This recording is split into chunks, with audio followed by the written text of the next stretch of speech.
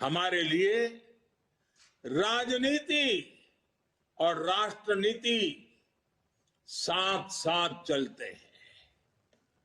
हम राष्ट्रनीति से राजनीति को अलग कर करके चलने वाले लोग नहीं हैं, लेकिन ये भी सच्चाई है कि अभी भी देश में दो तरह की राजनीति चल रही है। एक राजनीति है परिवार भक्ति की और दूसरी है राष्ट्र भक्ति की।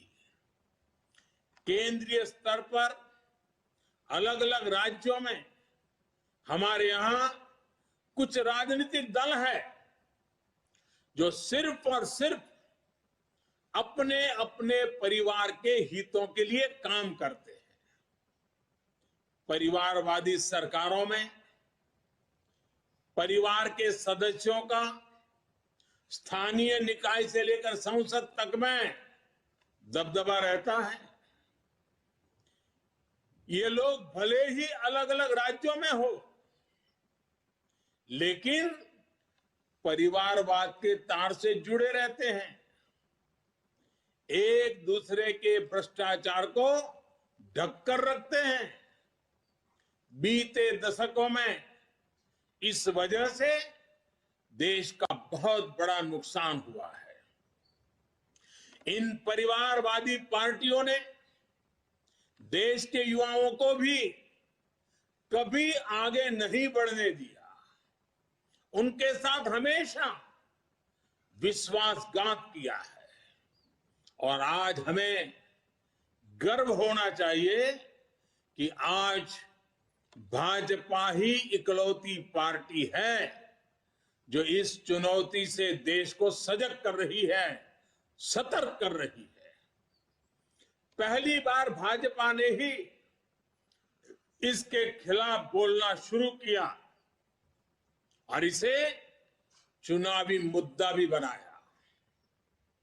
मुझे इस बात का संतोष है कि देश के लोग, देश के युवा अब धीरे धीरे ये समझने लगे हैं कि किस तरह परिवारवादी पार्टियां लोकतंत्र की सबसे बड़ी दुश्मन है।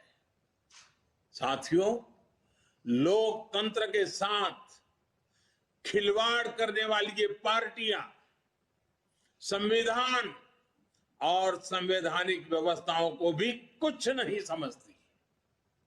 ऐसी पार्टियों से आज भी हमारे कार्यकर्ता अन्याय, अत्याचार और हिंसा के खिलाफ लोकतांत्रिक मूल्यों के साथ लड़ रहे हैं। इनमें से कई कार्यकर्ताओं को अपना बलिदान तक देना पड़ा है। हम सब हमारे इन कार्यकर्ताओं के परिवारों की पीड़ा में शामिल है। मैं सभी कार्यकर्ताओं को विश्वास दिलाता हूं कि भाजपा ऐसे राज्यों में लोकतांत्रिक मूल्यों की फिर से स्थापना करने के लिए निरंतर संघर्ष करती रहेगी। और ये महासंघर्ष, ये महायज्ञ तब तक चलेगा जब तक लोकतंत्र विरोधी ताकतों को हम परास्त नहीं कर देते।